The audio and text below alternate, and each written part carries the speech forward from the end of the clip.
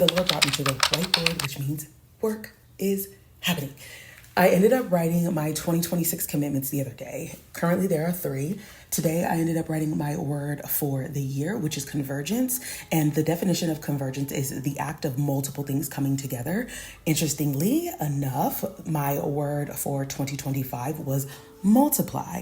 And then through the year, we just saw God's hand on several things where multiplication and harvest took place. I also wrote down my approach. So how am I going to respond in obedience? How am I going to walk things out? First is remain. And what remain looks like is me consulting with my source and visionary, the one and only Jesus Christ. Second is surrender, which is ongoing repentance and trusting in God. And then application, walking in obedience by continuing to carry out God's assignment. Now that I have clarity on the what, I ask God to reveal the how. How am I going to remain? How am I going to surrender? How am I going to continue applying what it is that you have instructed me to do? And so I identified practical steps for each of those 3 areas.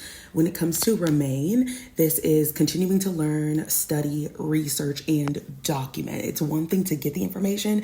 It's another thing to write it down and continue revisiting it. And then again, application is going to come soon. After remaining, then there is surrender, following God's pace rather than mine, unlearning and relearning always. He knows better than me. Ask better and more questions, taking my thoughts captive.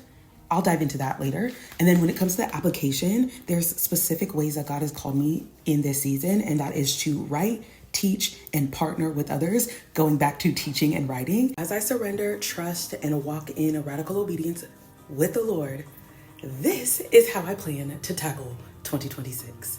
If this was helpful, let me know. I want to, 1, continue sharing these insights with you, but then I also want to partner with you to set up your own practical growth plans that prioritize your faith and then allow you to walk in the assignment in which God has for you.